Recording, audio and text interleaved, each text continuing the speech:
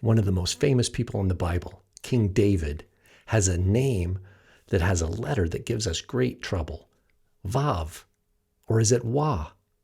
How do we know? Let's take a look.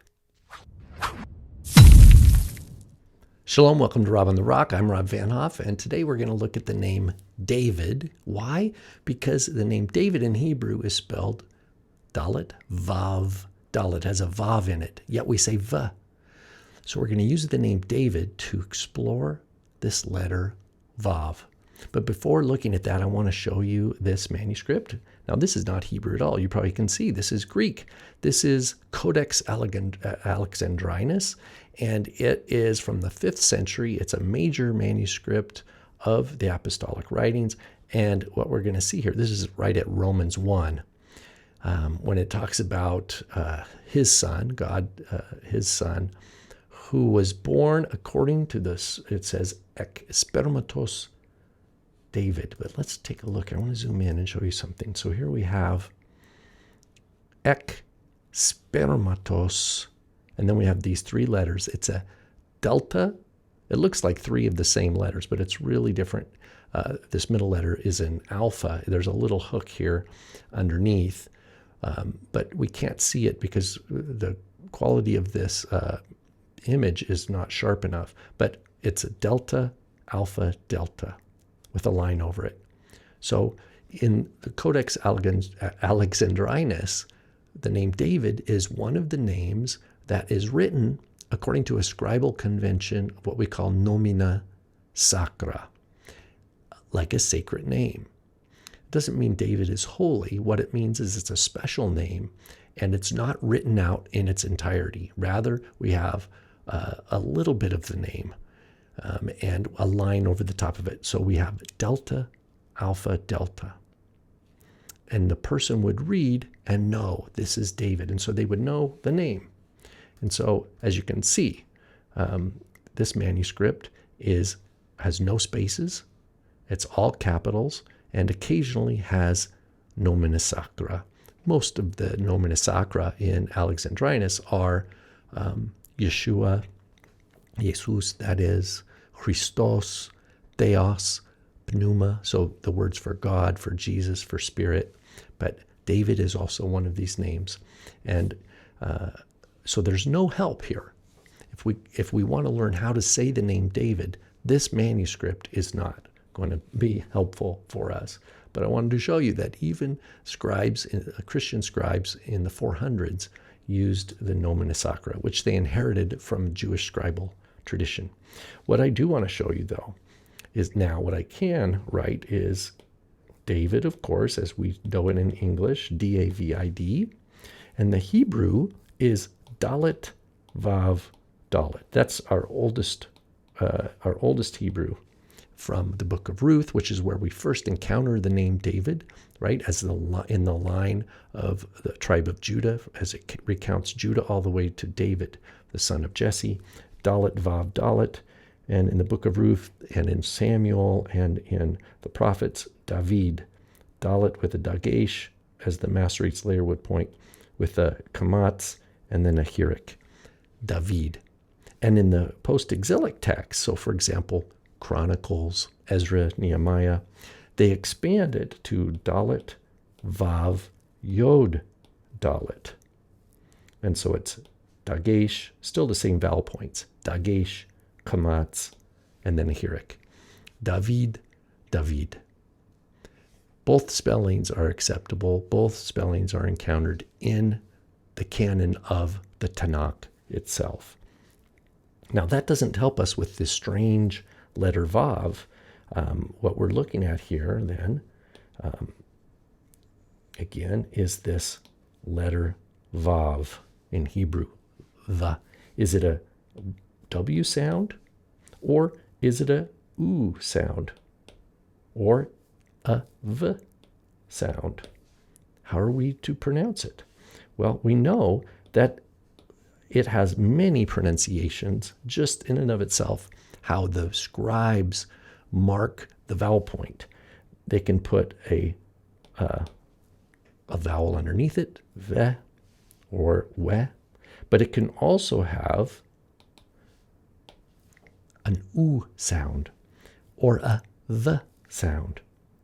But what we're going to do is we're going to step outside of Hebrew for a moment, and we're going to look at how, even in the first century, so the late Second Temple era, how Greek-speaking Jews spelled the name David, or rather transliterated the name David in Greek letters.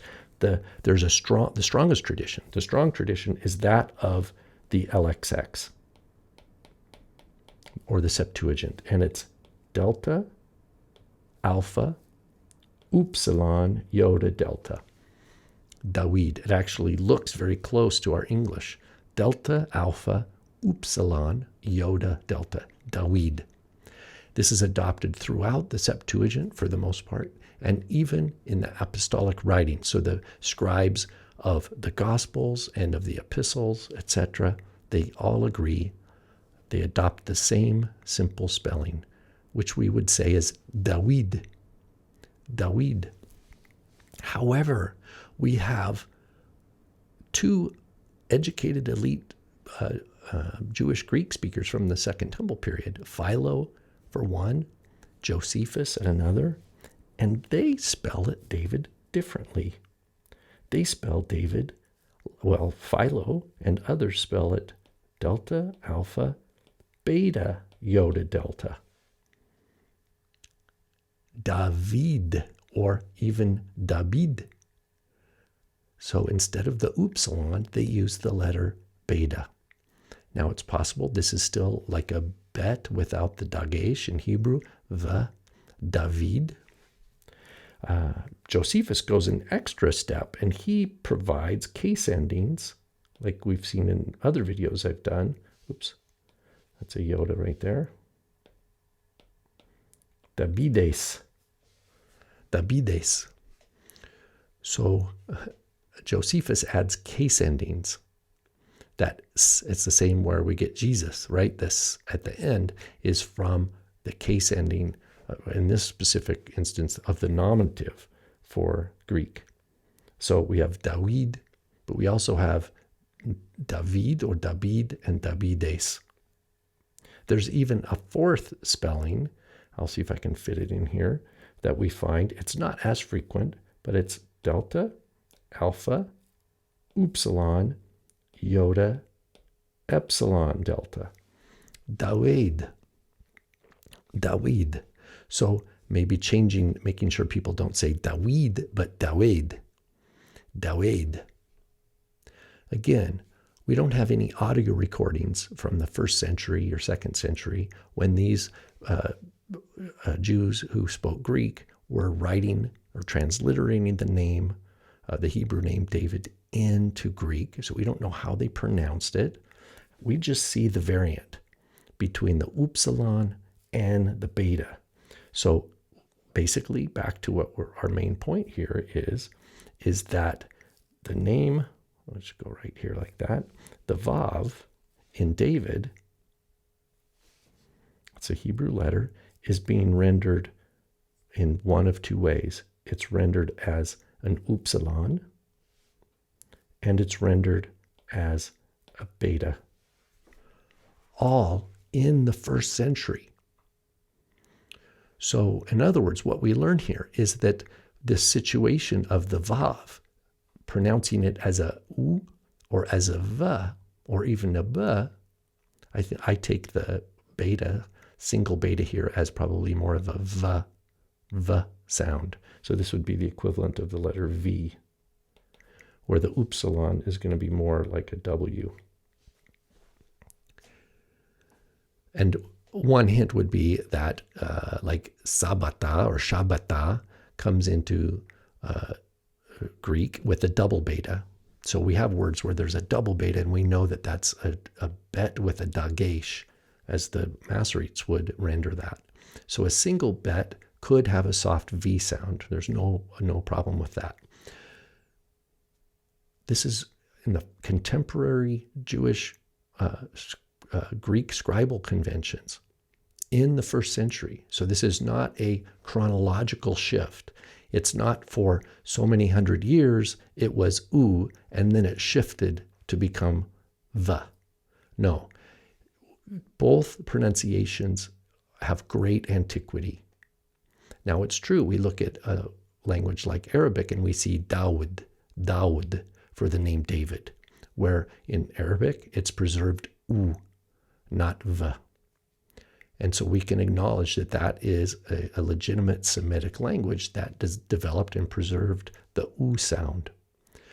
But in terms of chronology, we can't say that it was one first and then the other. They both have great antiquity, and the origins is at present lost to us. We can say that 2,000 years ago, though, confidently, 2,000 years ago, the name David, that middle vowel, a vav in Hebrew, or wa, however you want to say it, was rendered in Greek in two different ways. In both cases, by educated Greek-speaking Jews who were writing about biblical history and these characters, meaning these famous heroes of the Bible, such as King David, and someone who is important as King David was to someone who is well-learned as Philo or as Josephus, for them to use the bet or the beta. It was not a problem in their eyes.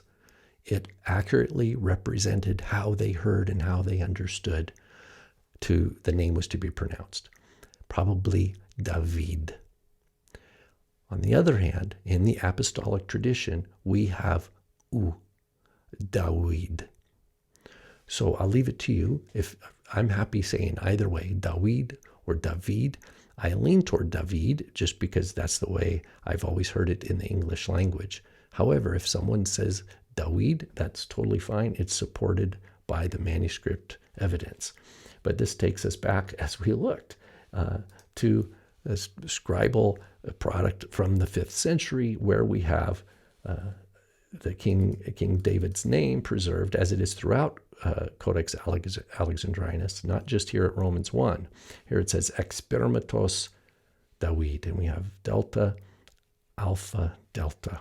So the scribe here captures that name, and the performer of the text, the person who reads this text to the community, must learn this somewhere else. They don't learn the pronunciation for David from this text. Rather, they learn it in their studies, and then they pronounce it to the community while they read the text, whether it's the epistle to the Romans, as in this case, or any other text from the apostolic writings. So I hope this was informative for you and maybe a little bit fun, looking at the letter Vav, how it's rendered in Greek. Thank you for liking and subscribing to my channel. Please consider supporting Rob on the Rock. There's a PayPal donation tab that you can click. Shalom.